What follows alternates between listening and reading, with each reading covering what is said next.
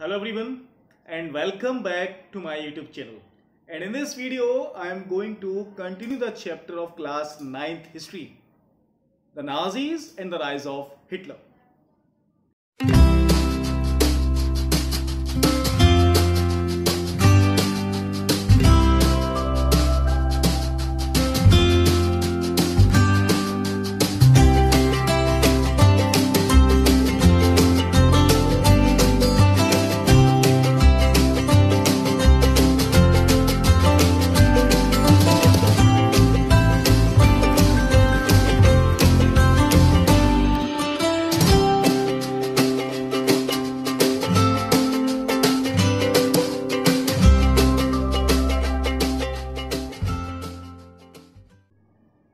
Today's topic is the Nazis world view.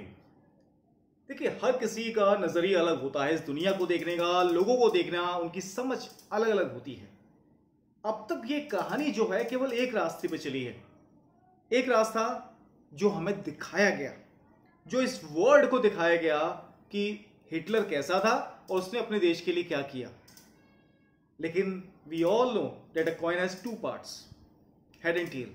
एक head तो दूसरा टेल है उसका। हमारे सामने उसका एक ही चेहरा सामने रहता है, लेकिन होता दूसरा भी है। इसमें भी कुछ ऐसा ही होने वाला है। अब मैं आपको वो दूसरा चेहरा दिखाता हूं, नाजीज का और हिटलर का, कि आखिर ऐसा क्यों हुआ। चलिए ठीक है, नाजीज और हिटलर की जो विचारधाराएं थी वो काफी मिलती थी। Their ideologies were almost equal, एक जैसी थी, बिल्कुल एक जैसी सोच थी। इनके हिसाब से सबसे प्योर कम्युनिटी जो थी ना जर्मनी में, उनके हिसाब से वो केवल नॉर्डिक जर्मन आर्यंस थे। Blue eyed, blonde blue eyed इनकी पहचान थी, ये वहां की कम्युनिटी थी। Pure Nordic Aryans were the purest community according to Hitler and the Nazis. लेकिन सबसे लोएस्ट रंग इस सर्कल में, सबसे टॉप पर जो थे वो ज्यूज, नाजीज आर्यंस थे। लेकिन सबसे एंड में जो आते थे ना, वो थे ज्यूस। ज्यूस को सबसे नीचे रखा जाता था, उन्हें अपना सबसे बड़ा दुश्मन माना जाता था। यहां पर सबसे बड़ा दुश्मन, यही वजह से इनके साथ बहुत गलत होगा। तो वहीं दूसरे पर्सन जो थे, जो अपने स्किन कलर या अपनी फिजिकल अपीयरेंस के हिसाब से इस रंग में रखे गए थे। जो अच्छा फिजिकल स्ट्रेंथ वाला पर्सन होता था वो ऊपर आ जाता था, वीक होते थे, कमजोर होते थे, उन्हें उतनी नीचे लेवल पे रखा जाता था। तो वहां पर पीपल्स के हिसाब से उन्होंने अपनी कम्युनिटी डिवाइड कर रखी थी। लेकिन सबसे शुद्ध कौन था? Aryans. Aryans were considered to be the pure community in the German only. ऐसा क्यों हुआ? तो इन्होंने कुछ विचारधाराएं कुछ पुराने साइंटिस्टों से ली, जैसे Charles Darwin and the Herbert Spencer. इनका क्या मानना था? चार्ल्स डार्विन कहते थे कि creation of plants and animals जो होता है ना, it was on the concept of evolution and the natural selection. कि प्लांट्स और एनिमल्स जो होते हैं उसे नेचर सेलेक्ट करती है, वो खुद नहीं आते। कभी आपने देखा है आप polar bear is able to live at the equator? It is not possible at all, नहीं है पॉसिबल। एक पोलर बियर इक्वेटर पे नहीं रह सकता है, नेचर ने उसे वहां सेलेक्ट किया तो वहीं रहता है वो। तो वहीं हर्बर्ट स्पेंसर ने थोड़ा आइडिया और बढ़ा दिया और कह दिया सर्वाइवल ऑफ द फिटेस्ट। केवल वही कम्युनिटी जिंदा रहती है, वही प्लांट्स एनिमल्स में जो फिट होते हैं। क्योंकि हम सब जानते हैं कि जंगलों में या इन कम्युनिटियों में जो फिट नहीं होगा वो मर जाएगा। और ये केवल एक नेचुरल प्रोसेस है, नेचुरल। उन्होंने कभी भी नहीं कहा कि जो फिट नहीं है उसे इंसान मानने जाएगा, लेकिन उन्होंने सोचा कुछ ऐसा ही। उसने, चार्ल्स डार्विन, हर्बर्ट स्पेंसर ने कभी भी ह्यूमन इंटरवेंशन की बात नहीं करी थी, लेकिन यहां पर कुछ ऐसा ही चल रहा था। यहां पर इन्होंने कुछ अलग विचारधाराएं ली और कुछ और सोचा था।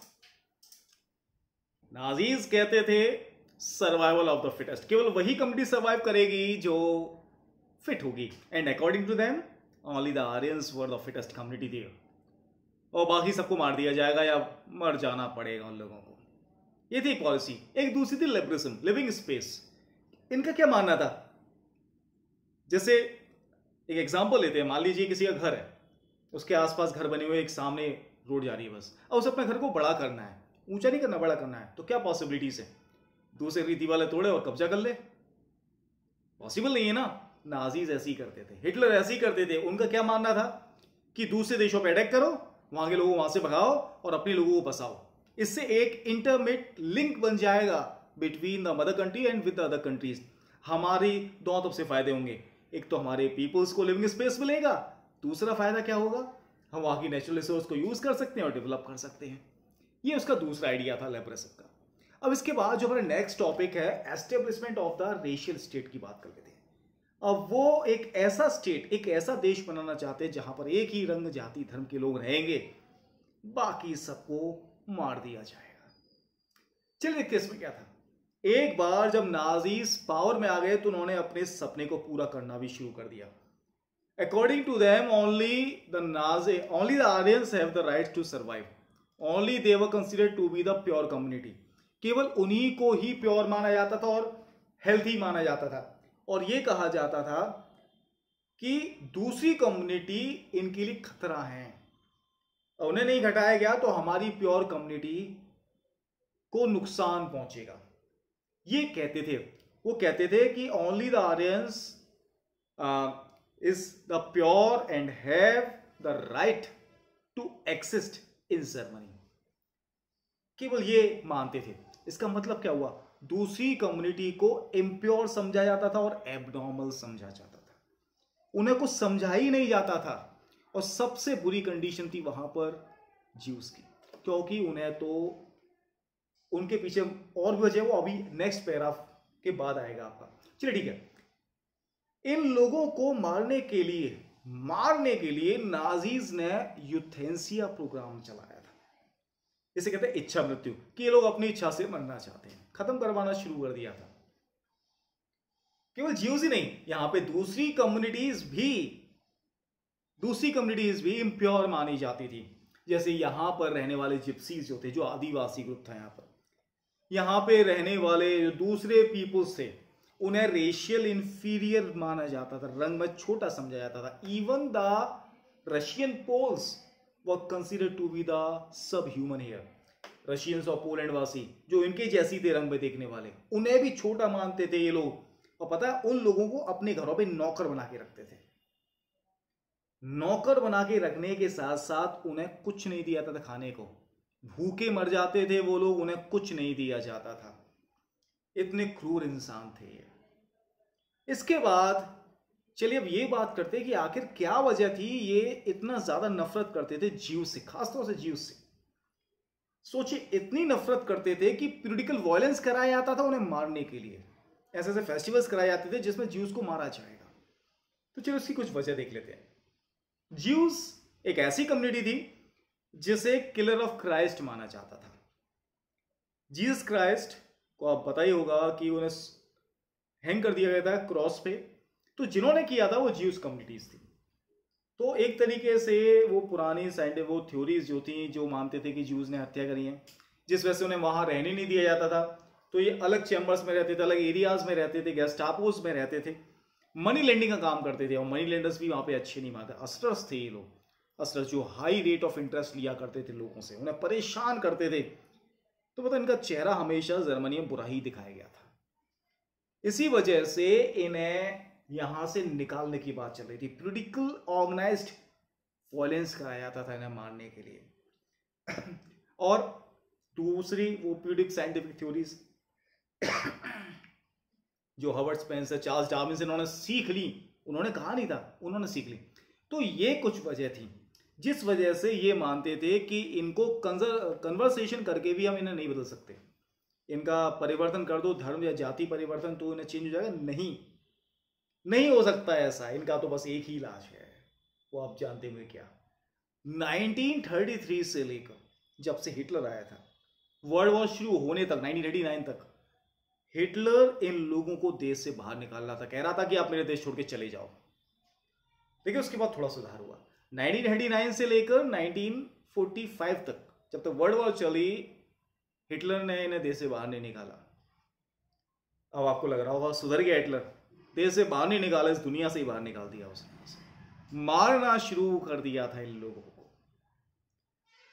चलिए देखते हैं इसके बाद नेक्स्ट टॉपिक जो आता था, रेशियल था भैया।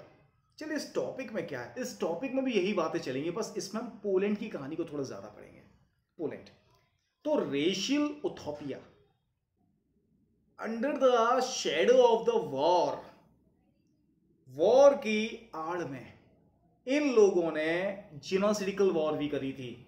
ये मैंने आपको फर्स्ट वीडियो में बताया था। जीनोसिडिकल वॉर मतलब अपने देश में अपने ही लोगों को मरवाया था गैर कानूनी तरीके से। अब पोलैंड का काफी ज्यादा हिस्सा, ज्यादातर नॉर्थ वेस्ट जो पार्ट था वो जर्मनी के कब्जे में आ चुका था, और वहां पे रहने वाले जो पोलैंड के लोग थे उनसे कह दिया गया था कि आप अपनी प्रॉपर्टी वगैरह छोड़ के चले जाओ यहां से। उन्हें यहां से निकाल दिया गया था, और साथ के साथ फिर उन्हें वहां से हर्ड करके, हर्ड जानते हैं जैसे जानवरों के समूह को, भेड़ बकरी को एक साथ ले आते हैं ना, इसी तरीके से पोलैंड को दूसरे पार्ट में ले जाया गया जिसे जनरल गवर्नमेंट कहा जाता था। वहीं पर तो सब कुछ था, वहीं पर तो गैस चैम्बर्स वगैरह थे, वहां पर ले जाया गया इन लोगों को और वहां पर इन्हें बंद कर दिया गया कंसंट्रेशन कैंप्स में। और साथ के साथ वहां पे उन लोगों को पहले मार दिया गया जो लोगों को भड़का सकते थे, जो जिन लोगों पर ये विश्वास नहीं कर सकते थे कि ये यहाँ पे शांत बैठे रहेंगे या कुछ नहीं कहेंगे, सबसे पहले उन लोगों को मरवा दिया। उन्हें डर था कि अगर इन लोगों ने भड़का दिया तो हमारा क्या होगा। ये बात थी यहां पर। इसी वजह से हिटलर बहुत भयानक इंसान था। अब इसके बाद क्या हुआ, पोलैंड के लोगों को मारना शुरू कर दिया, भाई सीधी बात है। लेकिन पोलैंड के कुछ बच्चे ऐसे थे जो देखने में ऐसे लगते थे कि आर्यन बन सकता है। They had blue eyed, their skin color is very much fair, they had blonde hairs. That's why many of the Poland children were snatched away from their parents. कई सारे पोलैंड के बच्चों उनके परिवार वालों से छीन लिया गया और फिर उन्हें जर्मन के रेशियल एक्सपर्ट्स को चेक कराया, रेशियल एक्सपर्ट्स को चेक कराया गया कि ये आर्यंस बन सकते हैं या नहीं बन सकते हैं, बन सकते हैं या नहीं बन सकते। आंसर एक ही होगा, हाँ या ना। अगर वो बच्चा आर्यन बन जाएगा तो वो किसी आर्यन फैमिली को दे दिया, उसके पेरेंट्स को वापस नहीं करा जाएगा। आर्यन फैमिली को दे दिया जाएगा, कहेगा कि आप उसकी देखभाल करिए। दूसरी चीज, और अगर वो बच्चा टेस्ट में फेल हो जाता है ना तो भी उसके पेरेंट्स को नहीं दिया जाएगा, उस बच्चे को अनाथालय भेज दिया जाएगा। और अनाथालय में देखभाल करने वाला कोई नहीं होता था और बच्चे भूखे मर जाते थे वहां पर। यह थी हिटलर की खासियत, उसे किसी के ऊपर दया नहीं आती थी। अब हिटलर की कहानी तो अब शुरू हुई है यहां से। अब उसके यहां पर स्टूडेंट कैसे थे, बहुत इंटरेस्टिंग कहानी होने वाली है स्कूल की, तो इसे हम नेक्स्ट वीडियो में डिस्कस करेंगे। Till then, good bye.